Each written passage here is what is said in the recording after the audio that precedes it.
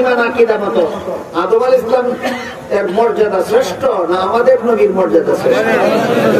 ও কারণেই না আদম ভুলে গেছিলেন, আমাদের নবী ভুলেননি।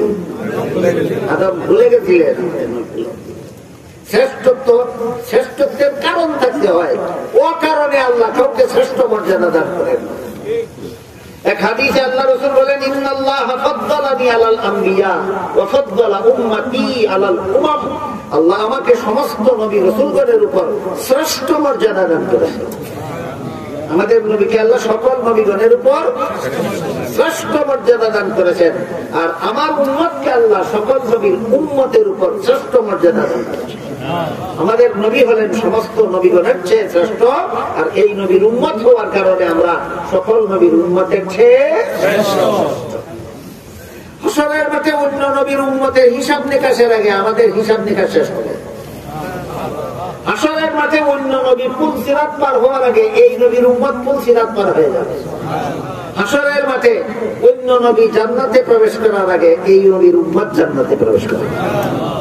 এক হাদিসে রাসূল পরিষ্কার ভাষায় বলেছেন, আল্লাহ কোন নবীকে ততক্ষণ পর্যন্ত জান্নাতে প্রবেশ করার সুযোগ দিবেন না যতক্ষণ পর্যন্ত আমার উম্মত জান্নাতে প্রবেশ করবে, যতক্ষণ পর্যন্ত আমি জান্নাতে প্রবেশ করব। রাসূল বলেন, আমি যতক্ষণ পর্যন্ত জান্নাতে প্রবেশ করব না ততক্ষণ পর্যন্ত কোন নবীকে আল্লাহ জান্নাতে প্রবেশের অনুমতি দিবেন না, আর যতক্ষণ পর্যন্ত আমার উম্মত জান্নাতে প্রবেশ করবে না ততক্ষণ পর্যন্ত কোন নবীর উম্মতকে আল্লাহ জান্নাতে প্রবেশ করতে দিবেন না। এই শ্রেষ্ঠত্ব কি এমনি অর্জন হয়? কঠিন পরীক্ষা, যে যত কঠিন পরীক্ষায় পাস করে তত বেশি শ্রেষ্ঠত্ব লাভ করে।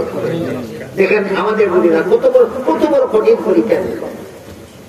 আগেই নিষেধ করে রাখছেন প্রতিশোধ দিতে পারবেন না 13 বছর, নিজেই প্রতিশোধের প্রস্তাব দিয়া পাঠাইলেন কোথায়? জিবরিল এসে বললেন, আব্বার সাথে এই বেয়াদবেরা কি আচরণ করেছে আল্লাহ দেখেছেন, আল্লাহ আমাকে পাঠিয়েছেন প্রস্তাব দিয়ে, আপনি যদি প্রতিশোধ চান আল্লাহ তাইফের দুই প্রান্তের দুই পাহাড়কে একত্র করে নিষ্পেষিত করে দেবেন। রাসূল আপনি যদি চান, অর্থাৎ প্রস্তাব শুনে নবী বলেন, আল্লাহুম্মা হদি কওমি ফাইন্নাহুম লা ইয়ালামুন।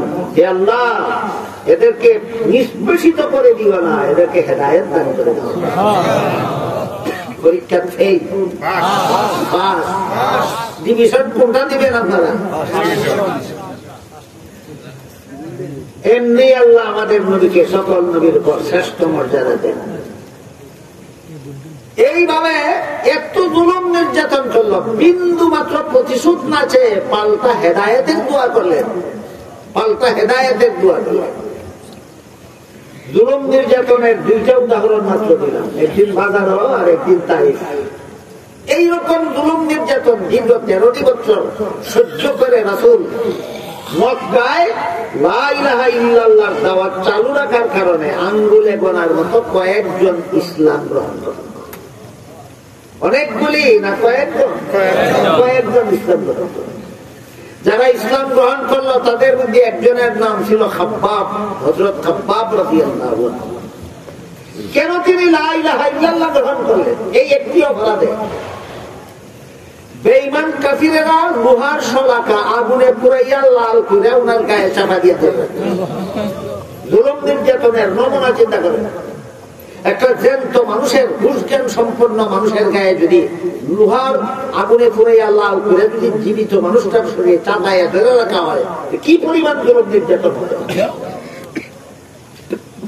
আরেকজন নাম ছিল হযরত বিলাল রাদিয়াল্লাহু তাআলা। কেন লা ইলাহা ইল্লাল্লাহ গ্রহণ করলেন? এই অপরাধে আরবের গরম বাঙালিদেরকে বোঝানো কঠিন।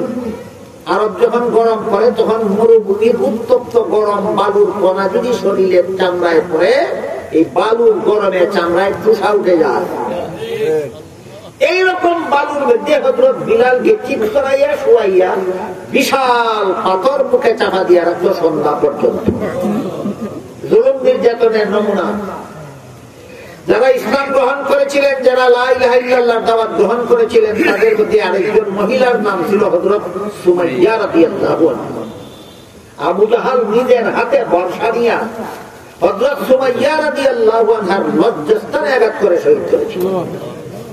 কয়েকটা উদাহরণ দিলাম, বুঝে থাকলে বলুন এইরকম জুলুম নির্যাতন নবী এবং নবীর অনুসারী মুসলমানদের উপর কতদিন চলেছিল। এই 13 বৎসরের জীবন ইতিহাসের নাম মক্কি জিন্দেগি। 13 বৎসরের জীবন ইতিহাসের নাম মক্কি জিন্দেগি। বৈশিষ্ট্য প্রতিবাদ নয়, প্রতিশোধ নয়, নীরবে সহ্য করা। মনে থাকবে 13 বৎসরের মক্কি জিন্দেগির বৈশিষ্ট্য বিনা প্রতিবাদে, বিনা প্রতিশোধে নীরবে সহ্য করা। বলুন নবী নীরবে সহ্য করেছেন কিনা? তারপর 13 বৎসর অতিক্রান্ত হওয়ার আগের 40 আর পরের 13 কত হইল? 53 বছর বয়সে আল্লাহ নবীরে হুকুম দিলেন আর নীরবে জুলুম সহ্য করা নয়, এবার দেশান্তর হয়ে যান। মক্কা শরীফ থেকে হিজরত করে মদিনা শরীফ চলে যান। মক্কা শরীফ থেকে 500 কিলোমিটার উত্তরে, মক্কা শরীফ থেকে 500 কিলোমিটার উত্তরে